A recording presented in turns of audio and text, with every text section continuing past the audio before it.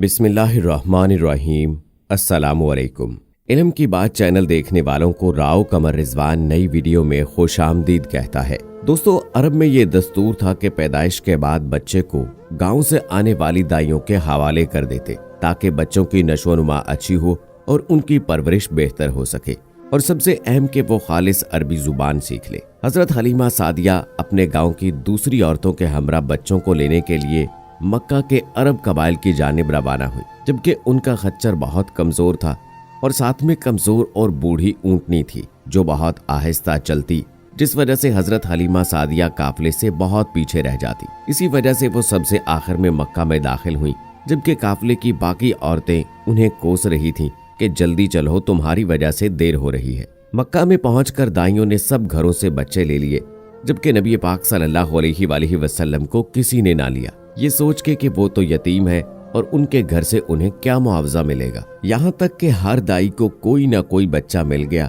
सिर्फ हजरत हलीमा सादिया रह गई। जब हजरत हलीमा सादिया को कोई बच्चा ना मिला और सिर्फ नबी पाक सल्लल्लाहु अलैहि वसल्लम रह गए, तो उन्होंने अपने शौहर से कहा कि ये बात मुझे नागवार है कि मैं किसी बच्चे के बगैर जाऊं। दूसरी औरतें मुझे ताना देंगी, क्यों ना हम इस यतीम बच्चे को ले लें। शौहर ने इजाजत दे दी। हजरत हलीमा जल्दी से हजरत अब्दुल मुत्तलिब के घर पहुंची और हजरत आमना उन्हें नबी पाक सल्लल्लाहु अलैहि वसल्लम के पास ले आई, और फिर नबी पाक सल्लल्लाहु अलैहि वसल्लम का हुस्न जमाल देखकर हजरत हलीमा दंग रह गई। उस वक्त नबी पाक सल्लल्लाहु अलैहि वसल्लम सो रहे थे, तो हजरत हलीमा ने आपके सीने पर अपना हाथ रखा तो आप मुस्कुरा दिए और आंखें खोलकर उनकी तरफ देखने लगे। हजरत हलीमा फरमाती हैं कि मैंने देखा कि एक नूर सा आपकी आंखों से निकला जो आसमान तक पहुंच गया। हजरत हलीमा फरमाती हैं कि जब मैंने आप सल्लल्लाहु अलैहि वसल्लम को लेकर अपने खच्चर पर सवारी की, तो हमारा वही खच्चर जो सबसे कमजोर था वो बाकी दाइयों को पीछे छोड़कर आगे निकल गया। हालांकि पहले वो सबसे पीछे रहता था। बाकी दाइयों ने पूछा कि ए हलीमा, क्या ये वही खच्चर है जो तुम लेकर आई थी? तो हजरत हलीमा ने जवाब दिया कि जी हाँ, ये वही खच्चर है, मगर बाखुदा इसका मामला अजीब है। हजरत हलीमा नबी पाक सल्लल्लाहु अलैहि वसल्लम को लेकर बस्ती पहुंची, तो उन दिनों में ये इलाका खुश्क और कहत ज़दा था, मगर जब शाम को बकरियां चरकर वापस आईं तो उन सब के थन भरे हुए थे। हालांकि ये वही बकरियां थीं जिनसे दूध बहुत कम और मुश्किल से निकलता, जबकि उस दिन दूध की वजह से सारे बर्तन भर गए और फिर सब ने जान लिया कि ये बच्चा बहुत बरकत वाला है। और हैरानगी की बात यह है कि हजरत हलीमा के अलावा बाकी सब दाइयों की बकरियां पहले की तरह ही बहुत कम दूध दे रही थीं। आप सल्लल्लाहु अलैहि वसल्लम 8 माह के हुए तो आप बातें करने लगे, जबकि आपकी बातें समझ आती थीं, और फिर 9 माह के हुए तो साफ गुफ्तगू करने लगे।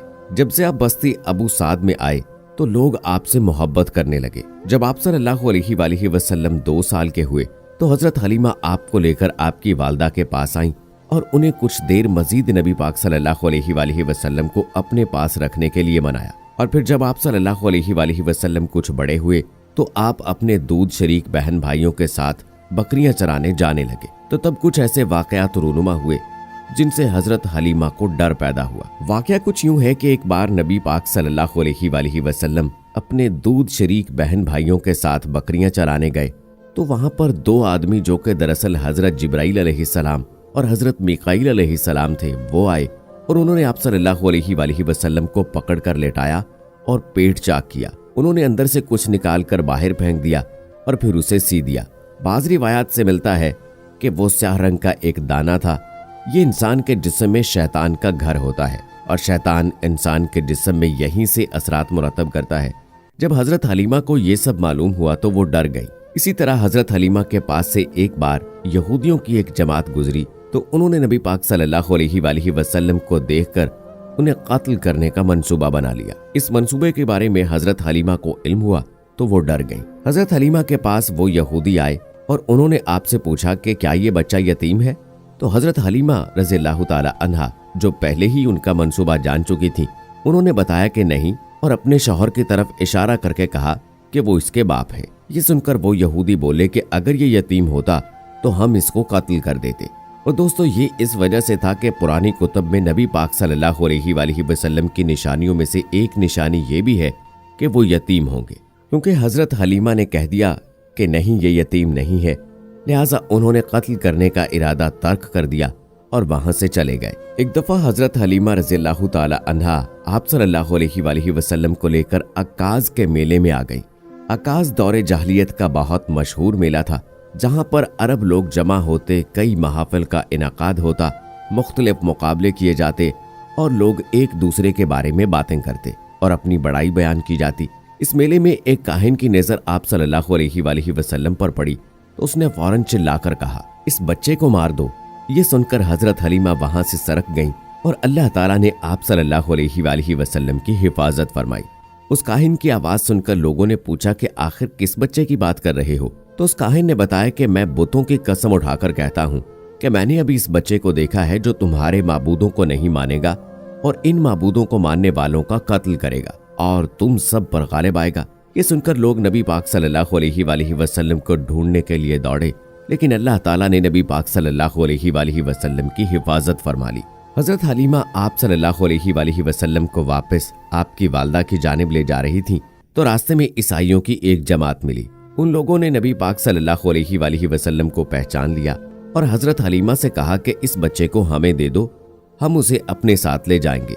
ये बच्चा पैगंबर है और बड़ी शान वाला है। हलीमा सादिया रज़ियल्लाहु ताला अन्हा ये सुनते ही वहां से दूर चली गईं और आप सल्लल्लाहु अलैहि वसल्लम को उनकी वालदा तक पहुंचा दिया और उस वक्त आपकी उम्र 4 या 5 साल थी। हजरत आमना आपको लेकर अपने मायके गईं और साथ में उम्मे ऐमन भी थी। तो एक दिन 2 यहूदी आए और कहने लगे कि मोहम्मद को जरा सामने तो करना, हमने उसे देखना है। नबी पाक सल्लल्लाहु अलैहि वसल्लम को अच्छी तरह से देखने के बाद वो यहूदी ने अपने साथी से बोला कि ये इस उम्मत का नबी है और मदीना इसकी हिजरत गाह होगी और यहाँ एक जबरदस्त जंग होगी। ये सुनकर हजरत आमना परेशान हुई और आप सल्लल्लाहु अलैहि वसल्लम को लेकर वापस मक्का की जानिब रवाना हुई, मगर रास्ते में ही अबवा के मकाम पर आपका इंतकाल हो गया। आप सल्लल्लाहु अलैहि वसल्लम को उम्मे ऐमन आपके दादा के पास लेकर पहुंची और आपके दादा के हवाले कर दिया। एक दिन हजरत अब्दुल मुत्तलिब के पास कुछ लोग आए। वो लोग चेहरा शनास थे। उन्होंने आप सल्लल्लाहु अलैहि वसल्लम को देखा तो आपके दादा से कहा कि इस बच्चे की हिफाजत फरमाइए, क्योंकि इस बच्चे के पांव के निशान मकाम इब्राहिम पर मौजूद हजरत इब्राहिम अलैहिस्सलाम के पांव के निशान से मिलते हैं। इस कदर मुशाबहत हमने और किसी के पांव में नहीं देखी। हमारा ख्याल है कि ये बच्चा बड़ी शान का मालिक होगा, इसलिए इसकी हिफाजत करें। एक दिन हजरत अब्दुल मुत्तलिब मकाम इब्राहिम के पास बैठे हुए थे तो नजरान से कुछ ईसाई आए, जिसमें से एक पादरी भी था। उसने हजरत अब्दुल मुत्तलिब से कहा कि अभी एक आखिरी नबी का आना बाकी है जो इस्माइल अलैहिस्सलाम की औलाद से होगा और उसकी ये निशानियां हैं और मक्का उसकी जाय पैदाश होगा।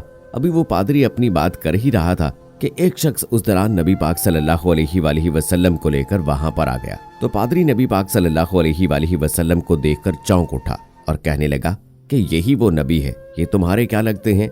हजरत अब्दुल मुत्तलिब ने कहा कि ये मेरे बेटे हैं। जिस पर पादरी ने कहा कि फिर ये वो नहीं, क्योंकि हमारी किताबों में लिखा है कि इसकी पैदाइश से कबल इसके वालिद का इंतकाल हो जाएगा। ये सुनकर हजरत अब्दुल मुत्तलिब ने कहा कि ये मेरा पोता है, इसके वालिद का इंतकाल इसकी पैदाइश से कबल ही हो गया था। ये सुनकर पादरी ने कहा कि हाँ, ये हुई ना बात, आप इसकी पूरी तरह हिफाजत फरमाएं। नबी पाक सल्लल्लाहु अलैहि वसल्लम 8 साल के हुए तो दादा अब्दुल मुत्तलिब वफात पाने लगे तो उन्होंने आपको हजरत अबू तालिब के सुपुर्द किया।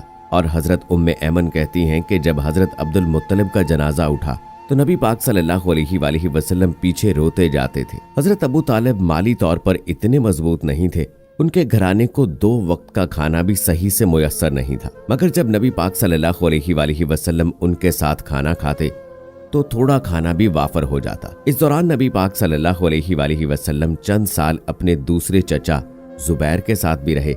एक बार उनके साथ यमन तशरीफ ले गए।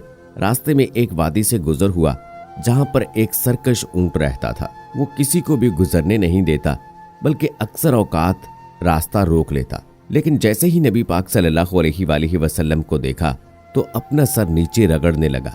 तो नबी पाक सल्लल्लाहु अलैहि वसल्लम अपने ऊंट से उतरकर उस पर बैठ गए।